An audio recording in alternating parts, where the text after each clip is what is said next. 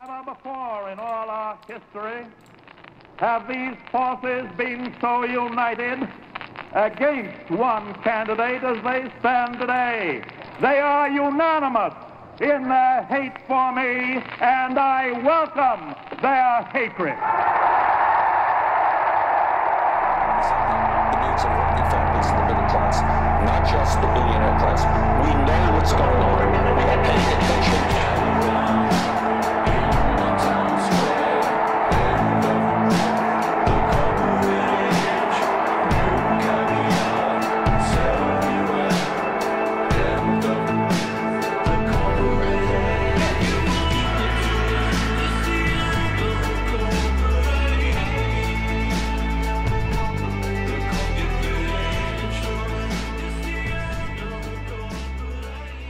Good morning, everybody. It is a Saturday, and it's cold, very, very, very cold here in Albany, Oregon, comparatively.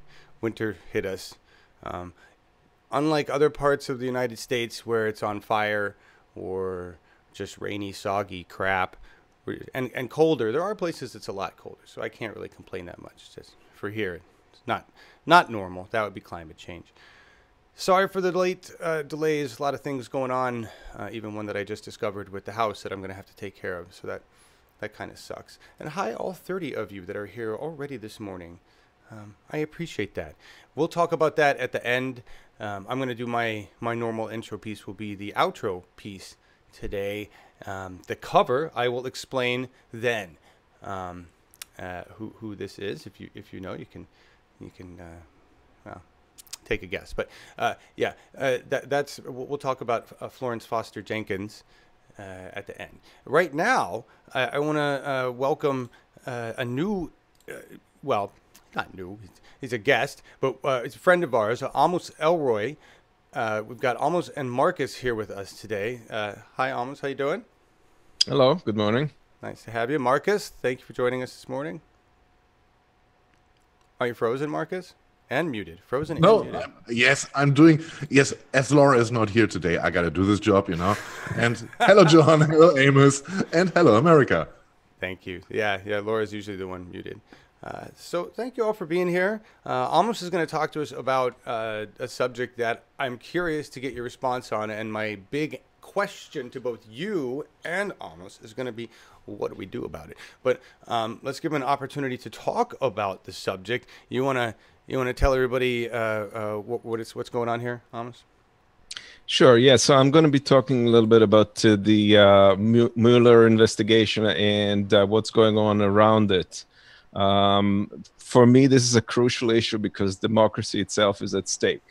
And basically, if the president can squash an investigation and trample all over it and not abide by the rule of law, then we're really in big trouble. And that would be foreshadowing for much worse things. So this is crucial what happens right now. It's not a joke. People are saying it's a constitutional crisis and not for nothing. So basically, just to recap, I'm sure everybody knows that Matthew Whitaker has been appointed outside of the line of succession that's defined in the statute of the Department of Justice. And basically, it appears that the only reason that he has been picked was the opinions that he has put out about the investigation and his hostility to it. Basically, all his previous media appearances make no mistake, make no illusion for him not being a strong Trump supporter. There was an article that came out in the New York Times by no other than George Conway, who's Kellyanne's husband, and Neil Katyal, very respectable constitutional attorneys, and the name of the article was Trump's appointment of the acting attorney general is unconstitutional. Since then, also two former attorneys, Mukasey and the other Bush AG, his name is He's a Bush anyway, AG. I got a question for you, Amos. First Yes. of all, I'm shocked, one, that Kellyanne Conway has a husband. I didn't realize that. And then two, well, okay, so it's yet another constitutional crisis or violation of. I mean, he didn't even have the right to do this, right? It's not the way it's supposed to go, right? That is correctly the thing. Most constitutional experts say that he cannot appoint somebody who's a principal officer without going through Senate. There's a term called advice and consent, which is the process by which somebody is confirmed through the Senate. And the reason they do that is so that there is no open door for the executive branch to appoint just anybody without any review of their capabilities or if they match the situation. So basically, there was a attorney called Calabresi that jumped up when Mueller was appointed, and he was saying that was unconstitutional because he was a principal officer.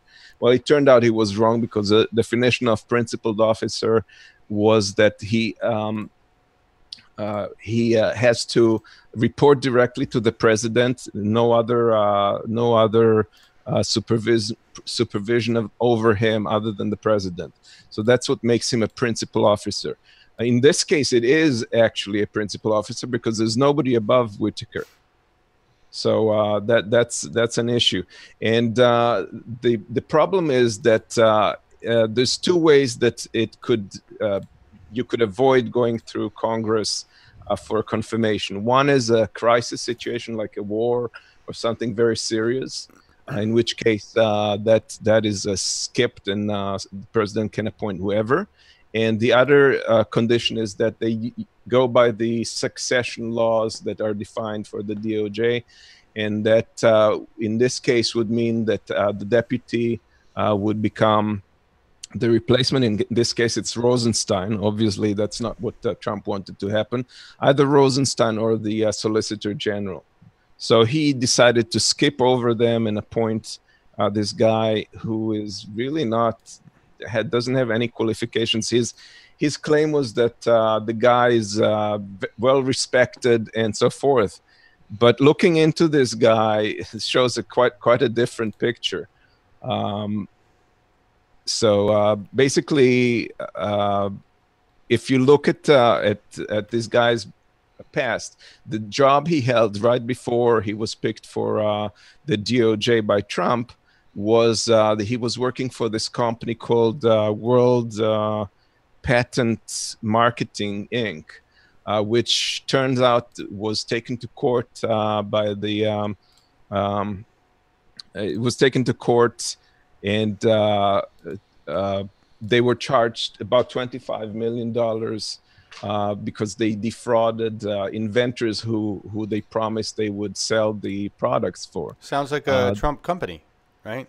We make something, we don't really deliver on what we promise, and then we get sued and we try to weasel out of it, right? Yes, yeah. So basically, but the problem was that it went under the district court in Florida, and they just lost the whole thing. If you have that slide, you can see this is the actual filings from the court, and the next one is showing something really weird that I dug in there and I found it, and since then I understand that also Rachel Meadows has brought it up, and that's a very peculiar thing about this guy. He was on the board of the advisory board as a lawyer for this company. And he himself participated in intimidation tactics and sending out emails to clients that were threatening that they would go to the Better Business Bureau and put out lawsuits. And they sent emails to the effect that this was extortion law and they would be charged as a federal crime. They would have to sit out in jail for a few years. And the weirdest one is the one that you see in that slide, is that they also sent a copy of a blog where they kind of highlighted the fact that someone that came to their offices was attacked by this ex-Israeli special ops security team that they had, and that they were the type of people who knock someone out first and then ask questions. So obviously that was like kind of like an attempt to intimidate those poor inventors whose livelihood was taken away by this. All right. So we know that they're crappy people and that they do crappy things, and that fits with the crappy organization that we have. Nazis tend to hire Nazi-ish people, right? So that's not a surprise. What do we do about it? That's the big question. We can talk about all these things that they're violating, but it doesn't seem that we have anybody, including the newly empowered Democratic House, to give a shit. Nancy Pelosi wants to work on bipartisanship with the Nazi administration. So, and then just wanted to tack onto this, and I want to know what you think about this, Amos. Jilly Love says Whitaker said he would prosecute Hillary. He'd be suicided first. What do you think of that? Would that be bipartisan effort there, prosecuting Hillary? Because a lot of people on all sides want that to happen. Well, first of all, it's very questionable whether he can do anything, because he can be charged. He can be challenged in court due to the inconstitutionality of this situation. But who would challenge him in court? Like, who would have to do that? Would it be anyone who is being gone after in an investigation can come up and take him to court, and this really then it becomes a constitutional question, and there's not much chance that he can prevail, because the rules of appointment are very clear. So you really think other courts will void his appointment because it's constitutionally incorrect? Yes, I believe so. Even if they push it up to the Supreme Court, Justice Thomas already expressed his opinion that this was unconstitutional. So really? I think that even if it goes to the Supreme Court, and I presume that Kavanaugh would as well, as much as we have questions. You think Kavanaugh wouldn't back his man? No, I think he would not be able to do so without losing face. Give him a six-pack. He'll do the right thing. So I'm optimistic about the legal course. I don't agree necessarily that Democrats don't care about this issue. I think they will continue to fight this in now they're going to have in January the Intelligence Committee. You think so? When you say Democrats, which Democrats? Nationally or us locally, or who do you think? Adam Schiff and his committee are. Adam Schiff. Okay, you think he's going to actually fight it? I believe so. Yeah. I mean, in my opinion, how likely would it be that the Senate would already say no? This is the red line. We have now Mitt Romney in the race. I think he will also gather some Republicans who are not those friends anymore with Trump, especially after what he did after election night, where he talked about which candidate did not want his embrace and stuff like this. This was mafia talk, in my opinion. And I think I can imagine that more and more, or a good portion of Republicans are fed up and now are happy that Mitt Romney is now someone who is acting more reasonable as a Republican, of course, But we've seen all these senators like Graham and Gowdy and all these people who were supposedly like independent, and they all eventually capitulated to Trump. There's a lot of fear from him, so I don't put a lot of faith in that. The other thing that I think there's a hope that he may have to recuse himself against his will. He said he would not. Whitaker said he would not recuse himself, but the calls for it are increasing. And I think that he himself made the point of why he should recuse himself early on when it was the question was about Sessions. He explained why Sessions recused. He said it wasn't anything that he did, but it was because of the appearance of improprieteness and the fact that a big chunk of the population was concerned and outraged by it. So it was basically the appearance of it was enough to have him recused. And this is the case right now in particular because if you have that video clip that was taken the other night, an impromptu rally that was thrown all over the country. Over 100,000 people participated. This one was taken in New York, and thousands of people just coming out organically onto the streets on a day's notice or same day notice, and rallying to protect the Mueller investigation. This is not a small thing. It's a large chunk. It's a half the population that is deeply concerned about it, and you cannot possibly claim that there is no just cause for recluse to be reclused. So I see all this, but I'm asking myself, in how far does this impress Donald Trump and his quasi-Nazi regime? He was not impressed by the Women's March. He was not impressed by any protest so far. In contrary, it made him. I think he will go now. He will rage harder than before, in my opinion. You know. Because now he needs to have every day a new narration, a new story, you know, in which he can make the people forget what happened the day before. I think there is something in what you're saying, because he's always kept escalating things higher and higher. And the problem is, and that brings me back to that those two reasons why how he could avoid advice and consent through Senate. If you remember, I mentioned if there's a crisis, he does not have to go through Congress. So if he manages to trigger a serious national crisis, something happens, and he's been stalking those fires all along. God forbid somebody goes and shoots him, because that would also cause a huge crisis. But anything else happens, somebody else, some senator gets killed or whatever, it's going to trigger a major national crisis, and then he can exploit that. And if he's desperate enough and scared of what's going to happen to him, he may do so. Like the last couple of days, there came out a story that the Southern District in New York has put out. They've looked into his knowledge of the payoff to the women. With his attorney Cohen, and it turns out that he knew everything all along, and if he was not a president, they said they would have indicted him for sure. So he knows he's in a very, very shaky ground, and if he panics enough, and we've seen him getting more and more unhinged by the day. His behavior is erratic. He's like walking off the podium, attacking journalists, taking their passes.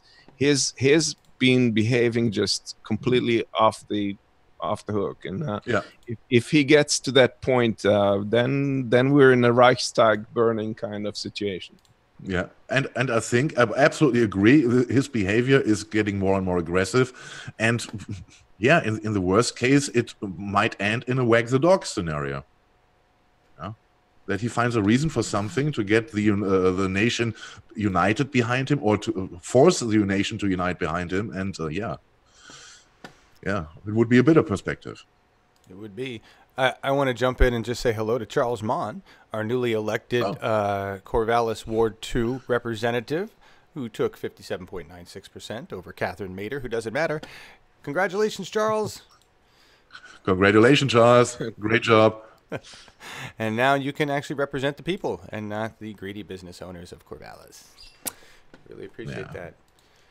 It's good discussion, you guys. One more thing, if I may. Of course. Just as to end the topic, it's basically, this is not the only thing that they're trying. They're trying everything in the books, and now they've there's a attorney called Miller as opposed to Mueller, who is representing Roger Stone, which, as probably most of you know, has been involved. He's been subpoenaed, and so has his attorney Miller. His attorney Miller has has refused to comply to the subpoena and has gone to court challenging Mueller, saying that his power is way too awesome to be able to subpoena. So it's too dangerous.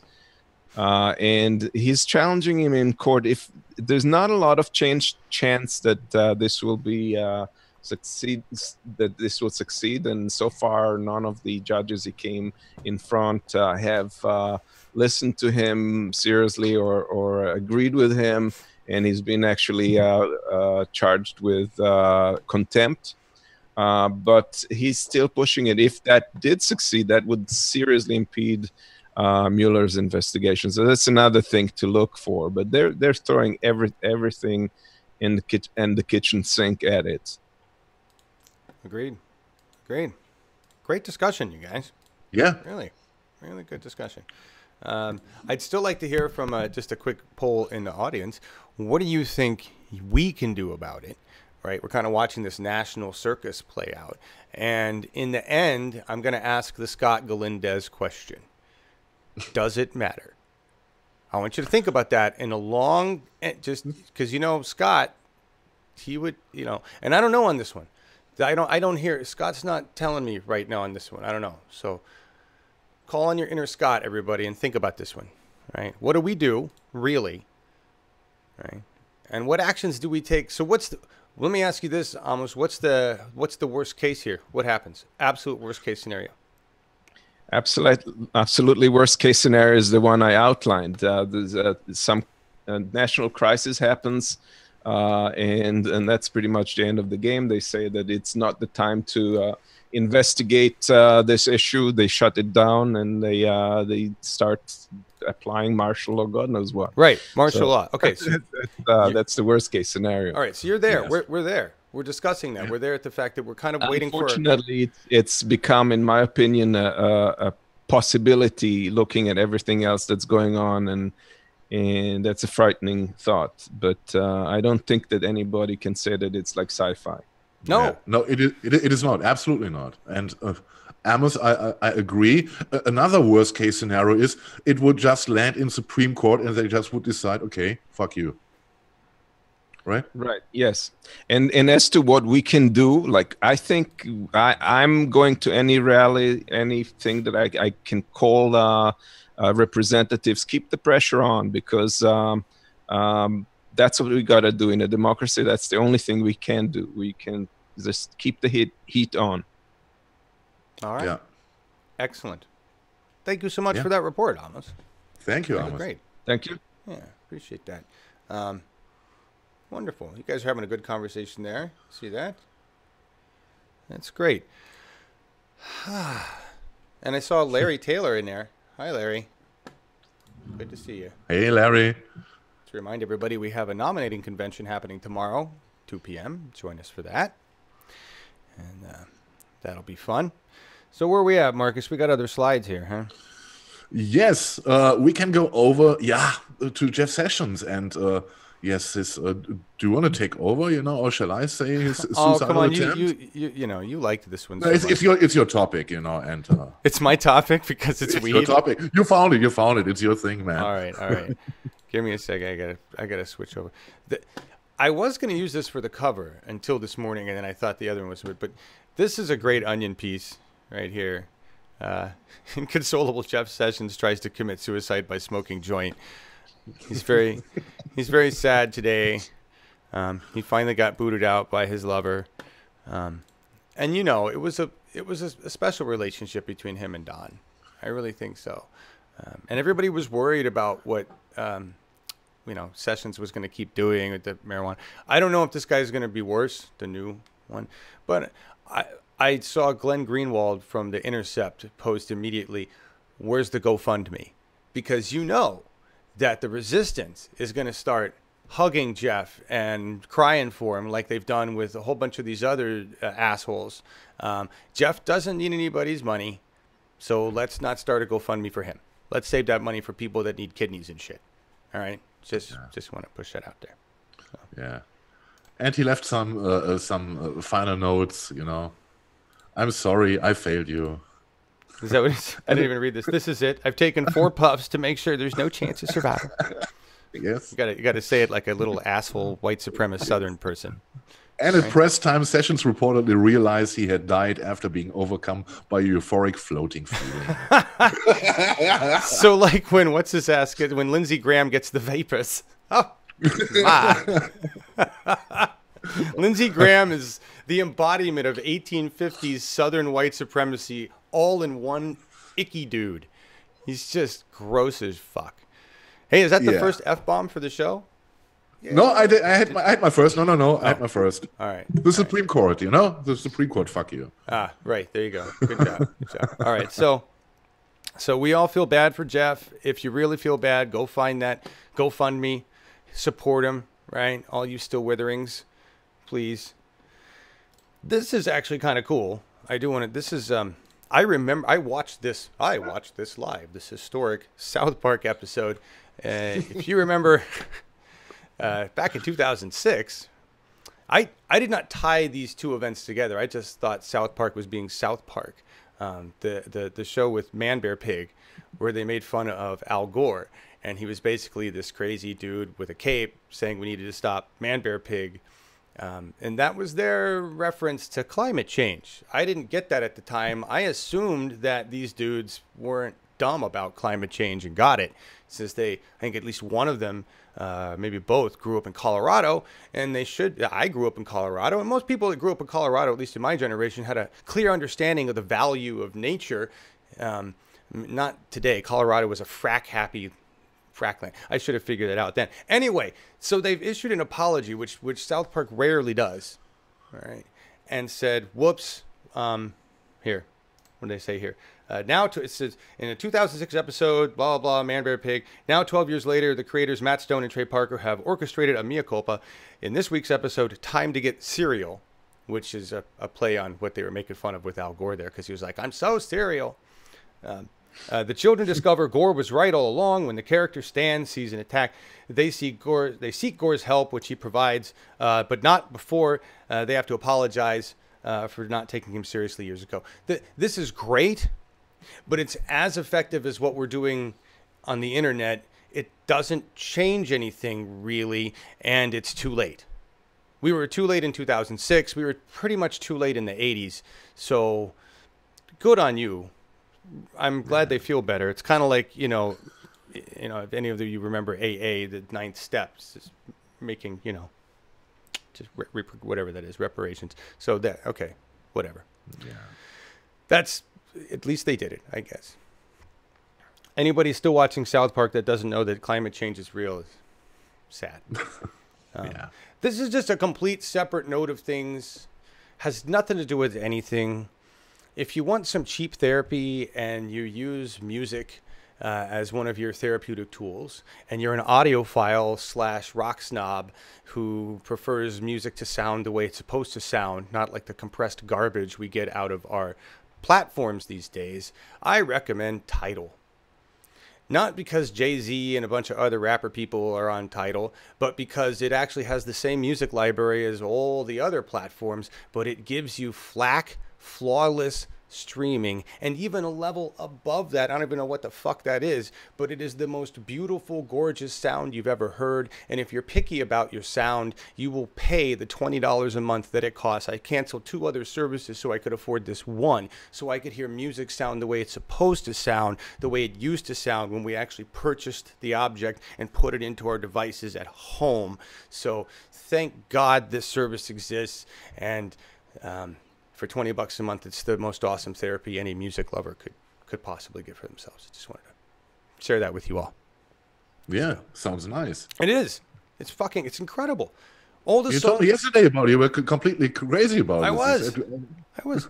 All the songs that and Amos, I forgot to say, you're welcome to hang around and chat and jump in anytime you want with the rest of the show. Yeah, or you please. can split and go have a life. Totally up to you, man.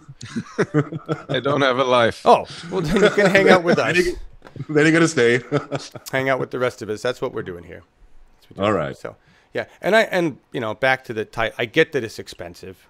Like I said, I quit two other services. So it's for us elite 99ers.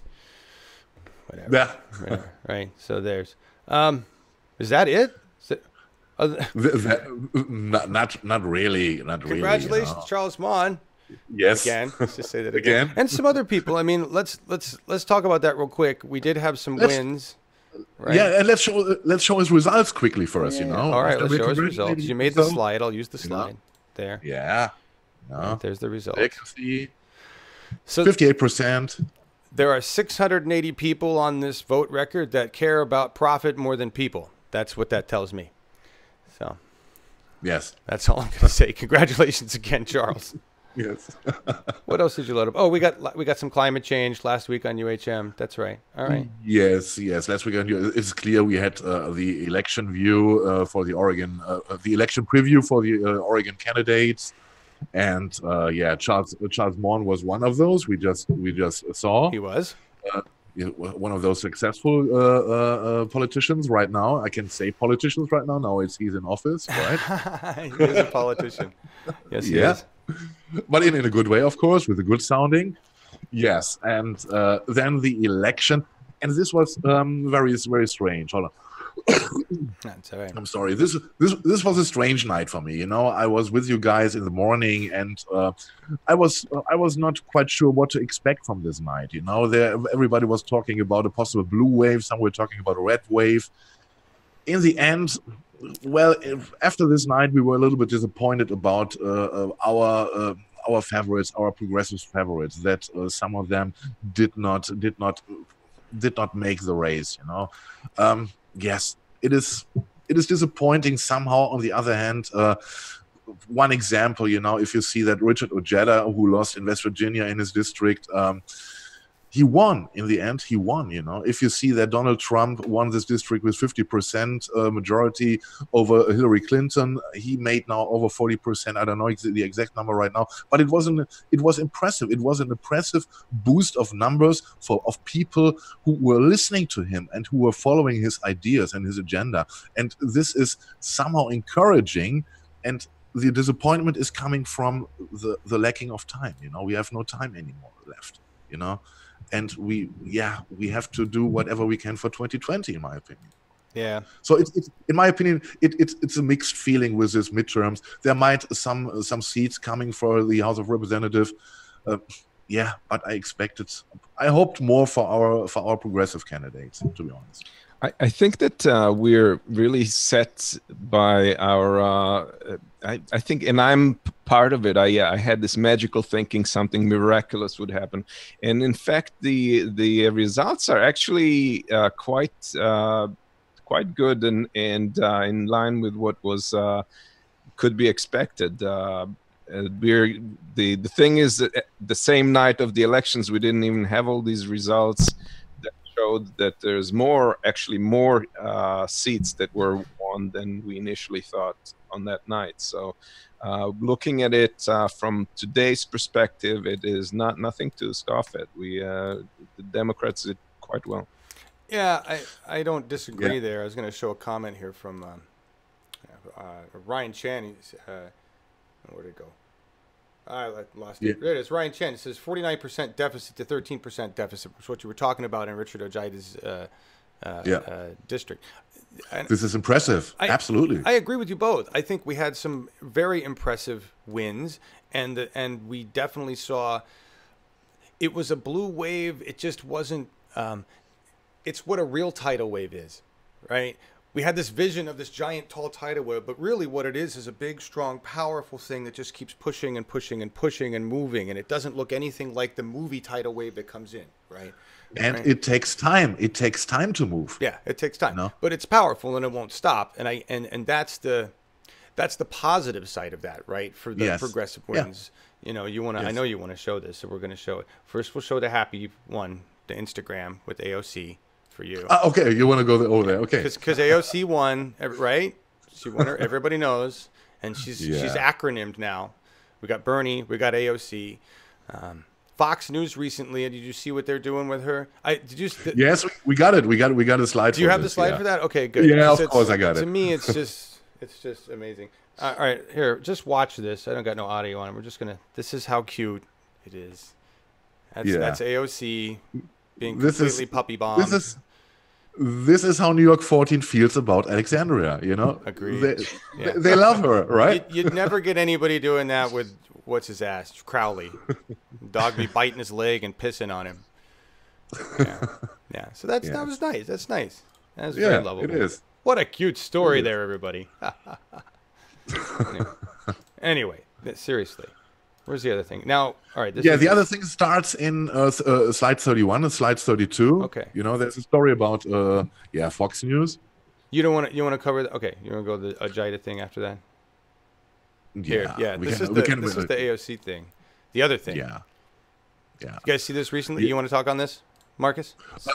I can talk about it. You can talk about it. You know, it's all you. Take it up. All right. Okay. She's yours. This is your baby.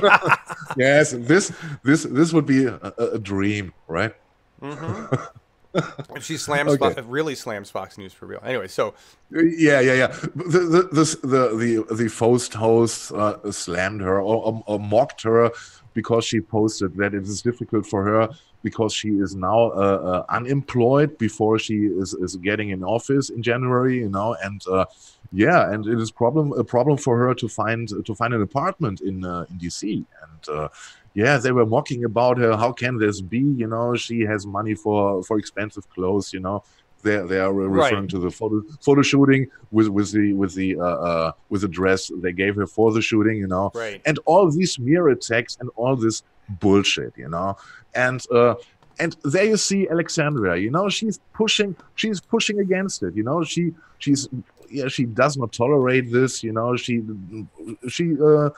doesn't like to be mocked, you know, and she is answering in a perfect way. She says, Fox News, why can't any of your anchors say my name correctly? Yes, they are referring to you, to Alexandria Ocasio or something like this, strange names. And it is bizarre to her to see that 1% salary anchors laugh at U.S. housing crisis. Yeah. You know, and she makes this a topic, you know. She makes this mockery a topic, you know. And this is about U.S. housing. This was already a topic in New York 14. She turns it against them, you know. And this is perfect. This is perfect. Right. I love her for doing this, you know. And then the next one, there is no reason to be ashamed or embarrassed, you know. She said she stands to this, you know. Mocking lower incomes is exactly how those who benefit from and promote wealth inequality the most keep everyday people silent about one of the worst threats to American society, that the rich are getting richer and the poor poorer. This is the perfect punch in the faces of those idiots at Fox News, right? Absolutely. Yeah. That's the story right there to me. Yeah. You know. It is, yes. And talking about punching back, I think this would be a good opportunity to go to the video for Richard Ojeda, you know. His concession speech after he lost his election, he won't stop. And I think we should listen to what he has to say. All right. Almost. Here we go. Almost. Okay.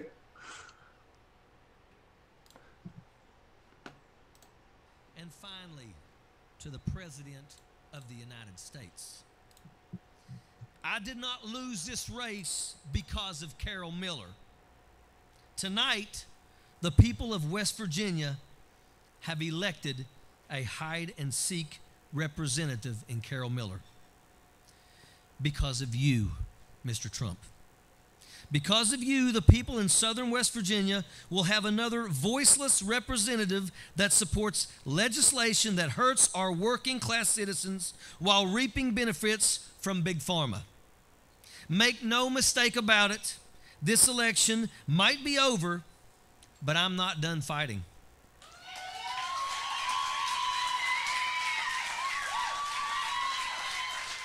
I learned how to fight from my uncles who worked as United Mine Workers of America coal miners, from our West Virginia teachers, and from some of the best men I served under in combat.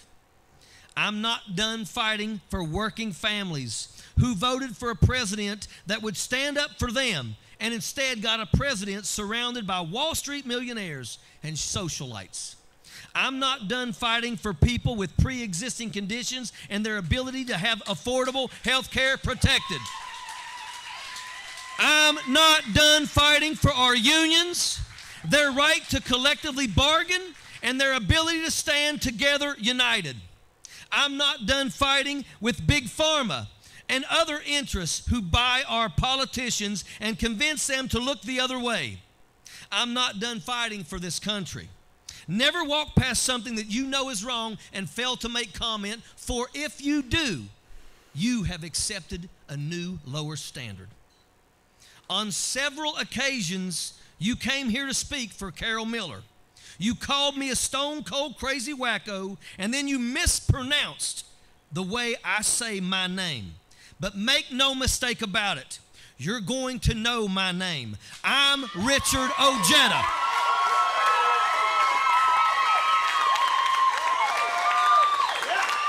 I am Richard Ojeda.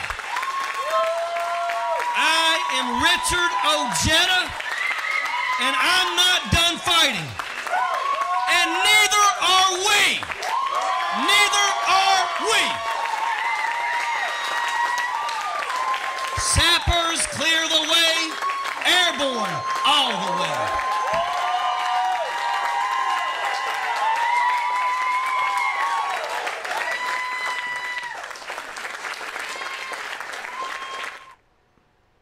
Yeah. Yeah. I love the little salute he gives at the end. Yeah.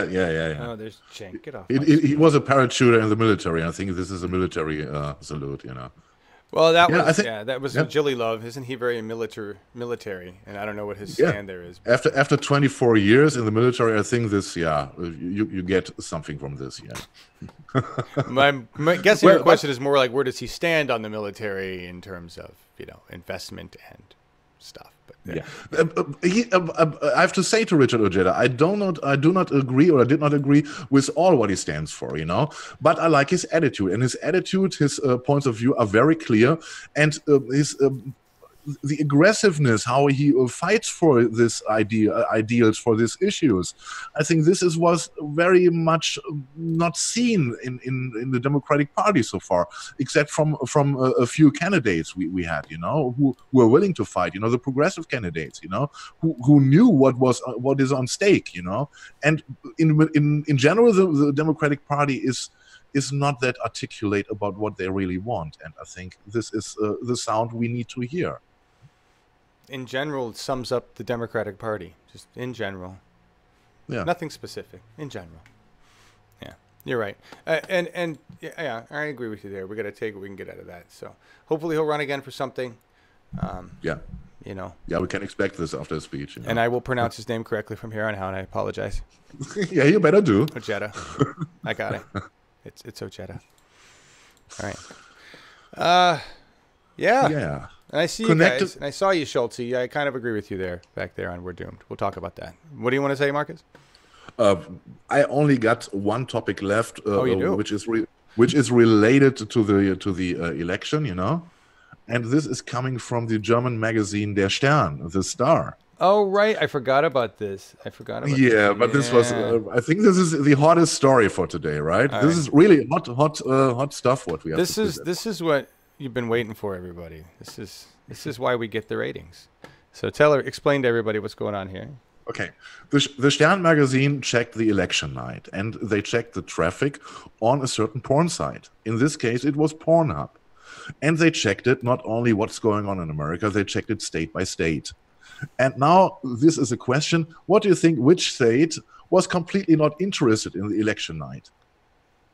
And if you look closely at the slide, you see a little red box, and there you can see it was the District of Columbia, with a traffic rate at this night with plus 31%. And I think this is absolutely hilarious, right? Yeah, but you got that backwards. I was thinking about this. That means they were very interested and excited about election night in D.C. All right, that's that's what that was. That was celebratory jerk off right there. That's. I think they were more excited about the erection night in Washington D.C. They're always excited about that in D.C. Politicians love their pages. Yeah, so, it's absolutely, it's crazy. Everyone was staring at the screens and at the newspaper, and in Washington they are sitting, and I don't go into details right now. I don't want to have any stress, but you all know what they were doing by frequenting those pages. Absolutely. So find your state and find out how active you were. Yeah. There's a link below the video where you can check this the slide we have here. And but the other remarkable thing is that a German magazine, that there are German journalists who are sitting at home at election night and checking the traffic on Pornhub. This is also quite telling, right? Yeah, it really is. At 3 a.m. or whenever this was, right? Because it was 3 a.m. Yeah. Like, I wonder what kind of results they get about the recounts. Tell Nate Silver he can use this as another metric, right? Well, based on Pornhub activity, we really expect the Republicans to take more and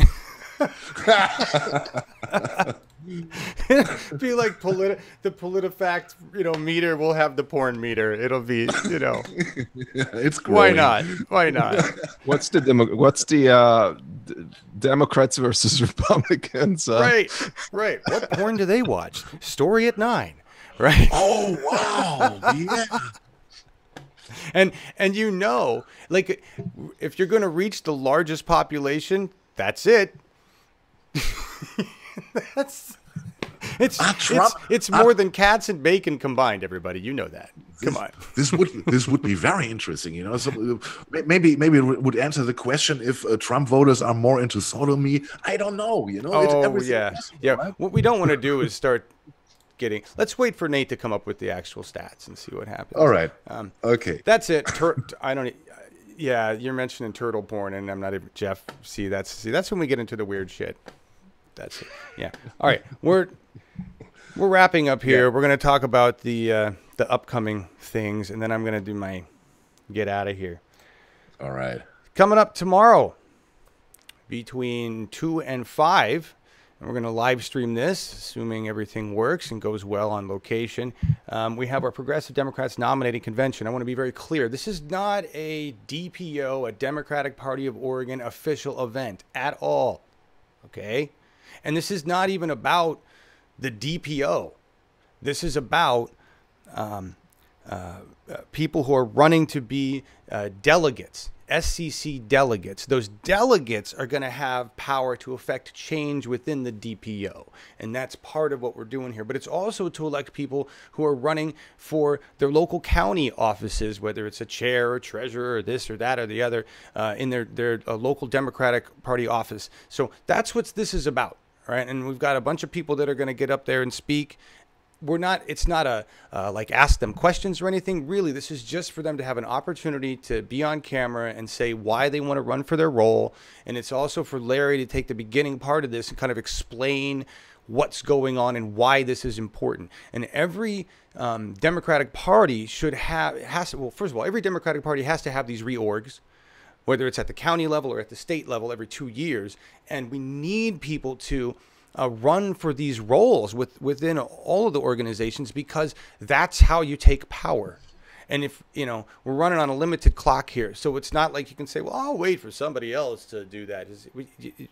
We got to do it now, right? So Larry's trying to facilitate some people getting up there, having a chance to talk, run, and get people interested in this. And that's what we're doing tomorrow. So join us for that. The following Friday, we have a conversation with Lee Camp. He is he's host of Redacted Tonight, which is on RT News. It's Russia, so But it's Lee Camp, and he's been one of the most outspoken individuals regarding the censorship on the net and indie media. And we're going to talk about solutions for indie media and what we do. And it's a very dear subject to me, because that's my outro, is what do we do as Uphill Media at this point? Because I feel like we're at a turning point. I think we're at a time of change. And it's not a negative thing, and it's not a criticism. It's just a reality. Okay. And I've been telling Markus about this, and Larry, and I was explaining it to Amos earlier, that it's really been the last week or so, and the elections was a major, the election night was a major point in that, where I realized, it's time to wake up. It's time to realize what we are. So Florence Foster Jenkins, this was a movie that was put out. It's a very good movie if you want to watch it. Hugh Grant, Meryl Streep. And it's not your typical Hugh Grant movie, so if you're irritated with him, you really would like this, honestly. Meryl Streep, of course, is always wonderful. Florence Foster Jenkins was a woman who really liked to sing opera, but she really wasn't all that good, and she had some vocal issues because she had syphilis from her first husband, was long-term. So anyway, she was a wonderful person, and her husband loved her so much, and he supported her in her effort of singing, but she really sucked. Okay. But she became loved by the community and kind of grew a following, and then people listened to her stuff anyway, and they supported her in her effort because she just loved doing it, right? And eventually her husband got her a gig at Carnegie Hall, and she got to sing in front of a bunch of people, and it was fun, and everybody had a good time, and her story comes back around every so many decades, and people are like, oh, that's great, and her music actually never goes off the shelves. People still buy her stuff and listen to it today, not, you know, to keep in their definitive collection, but, you know, as a novelty at the moment when they find it. And that's kind of what uphill media is, right? At the beginning with... we were important, and we did some things for as Bernie 2016 TV, and we did them to, it was needed. We were covering Bernie Sanders. Nobody else was. We were trying to broadcast these debates. Nobody else was. All right? Things have changed. Right? And we're not the resource that people want to support. And that's that enough people want to support. We have a beautiful family here, right? Those that support us as Florence Foster Jenkins of independent media, we love you. And we have a beautiful thing going on here. But we don't really do much for the movement. Okay? It's water cooler talk. I want to just read this to you guys, all right? Because this is where I'm at, and this is important. I don't expect this to actually reach any of the influencers in the industry that could actually affect this change. I just wanted to get it off my chest. All right. And I did send a copy of this to Senator Nina Turner because her and I talk every once in a while.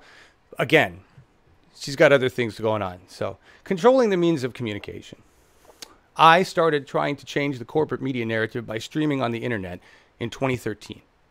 That's not very long at all compared to many who have dedicated their lives to informing the electorate.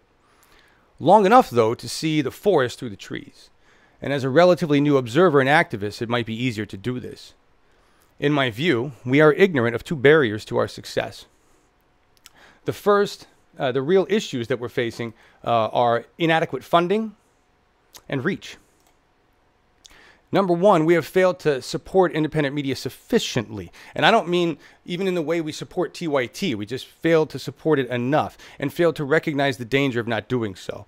The success of candidates relies on a strong ground game and strong media presence. We failed to fund media for our candidates and our narrative. We're not winning the battle of narrative on the internet or anywhere else. The internet is a bubble and does not reach the populace that is endangering our lives. Indie media does not recognize the need to take over traditional networks, starting with local access, and buy ad space on competitive commercial networks to promote indie content. The internet is a great organizational tool, a great way to disperse information quickly to the online populace for global discussion. The internet is not the primary source of information for the populace that threatens our survival. Those citizens watch Fox News, ABC, NBC, CNN. We do not have time to waste trying to reach citizens who are not in our bubble. It is not effective or useful. If we do not take drastic financial measures to take over traditional media, we do not stand a chance against the MSM narrative. We will continue to argue over irrelevant stories that only live as long as they need as a distraction from the truth. Russia, caravans, mail bombs, all the corporate narratives being played out on traditional networks while we die in the streets and argue about it on the internet. We are in a fog of war, unable to separate truth from spin, friend from enemy. Climate change is affecting our survival now. Scientists say we have about a decade to truly get our act together as a species. We will not survive if we do not control the primary means of communication. I urge all awake citizens to unite and invest in traditional networks for the sake of our species. We will not survive without controlling the narrative. Please go to the Alliance for Community Media to learn more. That's allcommunitymedia.org. That's it. Yeah. That's where that's where I've reached. What we're doing here is not effective. I talked about community media. I talked about local access. I talked about networks. But the bottom line for Uphill Media is that we, after a year of being an organization, a nonprofit, we did, tried to build this up. We spent the earlier part of the year really trying to do advertising and all this other stuff. I reached out to get grants and really tried to partner with other organizations to build and grow. And we have grown none. We've got fewer subscribers. We've got fewer viewers.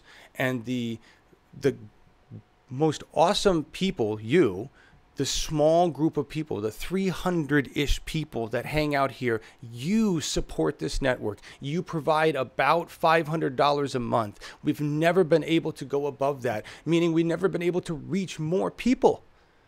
For all the interviews that we've done, for all the connections, for all the candidates that we've had across the country, we have never been able to garner more support. We can't even get the support of the other major organizations. Nobody retweets our content that's of high influence. And after a while, you got to just say, fuck. Instead of screaming, hi, support us, maybe we need to stop, reevaluate, and go do something else. And so that's what I want to do after we get through these obligations. We've got the interview with Lee Camp and the thing tomorrow. And then I'm going to stop for a while to reevaluate and decide, really personally what I can do that's not this or in a different way, because we're not supported by enough of the progressive movement to sustain a network. TYT is supported. And even they had to take $20 million from corporate interest, right? Democracy Now! Is supported. Real News is supported. Jimmy Dore is supported. Lee Camp is supported. Right? If we could garner that kind of support, maybe we could affect change. We don't. And it's stupid to keep asking, right? In a war, it's like, hey, we're over here. We're going to throw snowballs at cars. Support us. We're a knife in a gunfight. Okay. So that's where we're at. I love you guys. Thank you for being here. We're going to take some time off after these next two events, reevaluate, and figure out what to do. But we can't keep doing this. It's not working. It's not effective for the internet, for the revolution, right? Anyway, that doesn't mean that I won't do stuff down the road. It's just not right now, right? So, Markus, you picked Rage Against the Machine, Know Your Enemy, and I think that's perfect. Yeah, it is. Yeah, it's a perfect song to go out for today. Yeah. See, and Ryan, all of those people. But the greater point is the internet is not the answer. Yeah. We have to get our content off the internet. It's a giant bubble. We have to be aggressive about getting it on traditional networks. And Uphill Media doesn't have the influence, the reach, the funding to do that. We just don't. Right? So in a war, when you realize that what you're doing isn't effective, you don't keep doing it. I know that's the United States answer. Just keep doing it. You don't dump more money into it. You stop and you reevaluate and you try something different. So we'll figure out what that is. Yeah. And Jilly, it is not a point of enjoying it. Of course, we enjoy it to be with you. Of course, here together. But I usually say that even our little show has a meaning, it makes sense, and I'm still of this opinion. But on the other hand, and there John is right, we are living here in the internet with our channel in a bubble, and we cannot make this bubble burst to get our messages spread, to people who don't know us at all, who might switch us off, but who might stay and watch what we have to say, But this is a complete different audience. We don't find it with this medium, internet, on YouTube, Yeah. This is there are no new people to find who are not already thinking like we are doing. You know, we are together for a reason for a couple of years. Meanwhile, for 1 year, for some people here, right? But we are all agree on the topics we are talking about. Right, you know? we're all agreeing. And this is wonderful, and this is great to see. You know, but in the end, it does not change. It doesn't change anything, right? Yeah, it doesn't. And that's the problem. And we have to make up our minds what to do in the future. I'm pretty sure that we will do something in the future, because I think that our relationships are meanwhile grown too far and too deep with John, Laura, and all others here who are working for Apple Media. I'm pretty sure that we are doing something, but we have to make up our minds in how far, what to change, maybe something completely new. We have to make up our minds. You know, we have to think about it. Yep. That's how it is. Yeah. Thank you for your kind comments, everybody. And like I said, it's not, I'm just done. I'm done trying to garner the support of the progressive movement in mass. It's just not working. I mean, we couldn't even get the support of Oregon progressives enough to support the Progressive Oregon show, which interviewed more progressive Oregon candidates than any other show. And that to me was just insulting. Yeah. And I'll say this to every candidate that was at the Willamette Heritage Center on the 6th. You owe Lowell Wetzel an apology. And if you think you're going to win elections by ignoring volunteer press when they're there for you, yeah, we got problems. So that was the only other thing that I want to say, is that I just couldn't believe that happened. We sent a volunteer crew to a place where we were invited to talk to the candidates, and not a single fucking one of them was ready to talk to us when we were ready. That's not how it works. And, you know, that's not supportive.